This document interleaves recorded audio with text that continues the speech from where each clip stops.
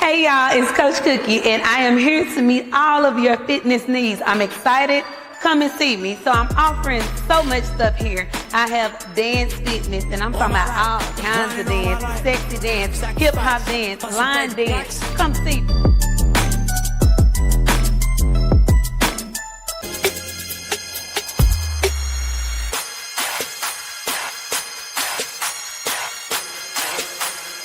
Good morning again, y'all. Good morning, good morning, good morning. Welcome on in to another episode of Resilience Rising here on Mogul TV Network. Y'all know what I always be saying. Like, subscribe, and follow Resilience Studios as well as Mogul TV Network so you can get all of the latest updates and you are not left in the dark about the wonderful, amazing things that are going on. Tap in, y'all, and support, okay? So that's my spiel. That's my disclaimer I got to give at the beginning of every episode to tell you to do those things. Do it. Do it. Do it.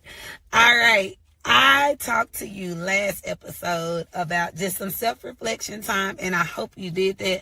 I would love for you to jump in my inbox. Tell me if you had any situations like that. Did you get a chance to work through anything? Did you get a chance to think through anything? Let me know. Let me know how it went. If it went bad, let's talk about it. Figure out why it didn't go so good. If it went good, I want to hear about it. So, because your story may boost and promote somebody else to do the same thing and do amazingly. That's why I'm always telling you stories about stuff that happened in my life, okay? So, if you did not watch the last episode, I'm going to really encourage you to go back and watch it. Not only to get the homework piece that I gave so that you can do that homework and work on you, but also so that you understand the story that I'm about to tell now. So, go back and watch the other episode if you didn't do that. If you did, we on the same page. We where we need to go. So, from the last story that I told y'all, when I talked to my friend and I did, because after I had processed everything, then I feel it's my obligation to talk to my friends. That's what real friends do.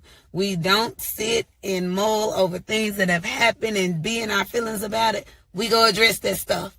Can't say, well, I want to stay on here. But we go address that stuff, okay? We go talk about it, get it on the table so we can move through it, work through it, and get to the other side. That's how we gain trust and respect in our relationships, in our friendships. So I went to go talk to my friend about how I felt. Now, y'all know I had unpacked how I felt. I got that. It's in my journal. Got that. But when I went to talk to my friend, after I started talking, I had to check myself on something. And I don't know how many times I said this in this conversation, but I know I had said it several times before I caught it. I was using the word little. We know that we can pick up the word little with some negative connotation. We know that we can pick up and put on the word little when we are not happy. And I did it. I did. So when I was explaining to them, I was like, you went to your little makeshift class reunion with your little friends, and the people kept being little friends and little classmates. And after I said it several times, I said and thought, girl, you keep saying little. Stop saying it. Stop that. Don't do that. That's ugly. Because really, even though I had unpacked how I felt, all of those things, I still felt some type of way when I went back to re-explain what had happened, why I felt the way that I did. So, I caught myself. I addressed it in a moment. And I have challenged myself. This is going to be your homework, but I'm going to tell you what I did first. I have challenged myself. We tend to wait until New Year's and have New Year's resolutions when we shouldn't do that. When we figure out something is not working, we figure out something we're not doing well, we figure out a goal that we have or something that we want to work on, we need to start that work in the moment. Stop waiting till the new year, because the truth is the new year not promised to any of us. So sometimes, not sometimes, all the time, you need to start that work when that work comes to your mind. That came to you for a reason.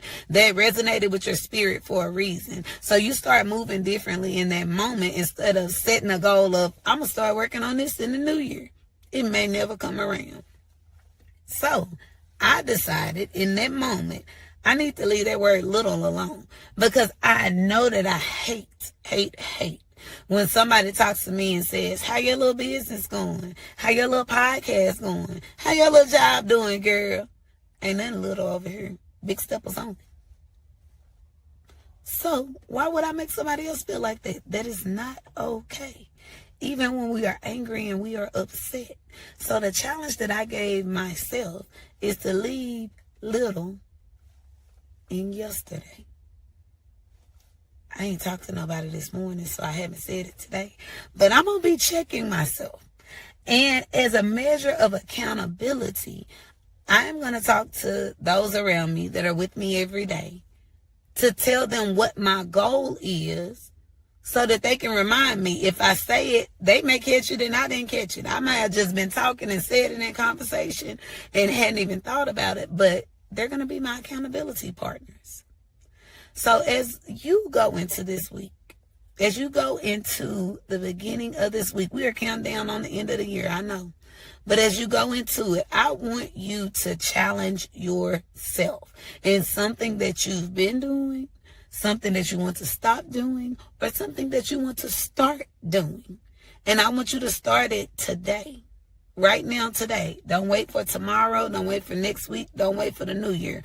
Right now, today, I want you to start that thing. Do not let fear, do not let procrastination, do not let laziness stop you from going forward and being great. Start this today. Decide what it is. Write it down. Write it down. Write the vision. Make it plain. Write it down so that you know what it is. And say, today, I am going to do blank.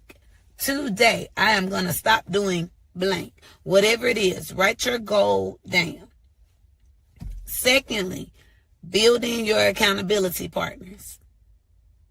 Because sometimes we don't even realize that we slipping on ourselves. Sometimes we don't even realize that we backstepping. Sometimes we don't realize that we not meeting our goal and making our goal and doing the things that we set forward to do in order to be great. So I want you to build in some accountability partners. And this is important. I don't want you to get those yes men. Because some of us surround ourselves with people that are there for nothing other than to say yes to your foolishness, to your bull crap, to your stuff that somebody should be telling you that's not a good thing. Don't do that. Some of us not surrounding ourselves with people like that. So I want your accountability partners to be somebody that will hold your feet to the fire, even when you don't like it, even when you get an attitude about it, even when you don't want to stand in the goal that you set for yourself. I want your accountability partners to be able to say, because what you said was, I want them to be able to hold you to that, okay?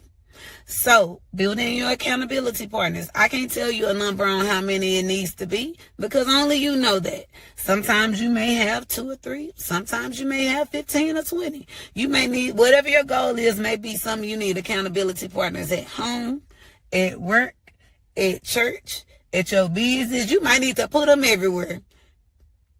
Whatever it is, set it in place. Set your action in motion. Set your goal up so that you can be successful. So put those accountability partners in place. And then, last but not least, you need to check in on it. Whatever that goal is. Am I making steps? Am I making strides? Am I doing better? So my goal, when I'm looking at my things, of course, yes, I want to know if I said little. I want to know it, but I also want to know how many times did I say it. Because if this week I said it 10 times and next week I said it 4 times, baby, I'm moving toward the goal. I ain't made it yet, but I'm moving there. So set in a schedule of check-ins in a way that you can actually check, not just yes or no. I want to know a qualitative way, a quantitative way. Quantitative. I want to know how many numbers. How many times did I do it? Did I do better? Am I decreasing? I want to be able to see that thing in action, because if it's something that's ingrained in us that we've been doing for a long time, it's going to take some work. Also know that there are going to be some backslides. I might go from 10 to 4 back up to 6. It may be times that it jumped back up there, but know that I'm still working. Don't let that plan fail. This is your plan. Don't let it fail, okay? So that is my challenge to you for this week. Find that thing, work on that thing. Find your accountability partners, put them in place. Find your checks and balances system so you can know how well you're doing on it and knock it out. We ain't waiting till the new year, baby. We're starting right now, today. So go for it. Be great. I love y'all. Another episode of Resilience Rising. Over and out. See y'all later. Every morning, women are waking up to noise. But what if they woke up to you? Coach, speaker, community leader, you have a message that changes lives. Now it is time to put that message on a global stage. On the Rise EnergizeHER morning show, you are not just talking, you are speaking into the lives of 450,000 women every single week. You are building community, you are elevating your brand with strategic positioning, and you are promoting your offers, your events, and your programs in real time. So if you're done playing small and you're ready to become the trusted voice women wake up to, this is your moment. You are right where you need to be at this very moment. You are what we call perfectly positioned.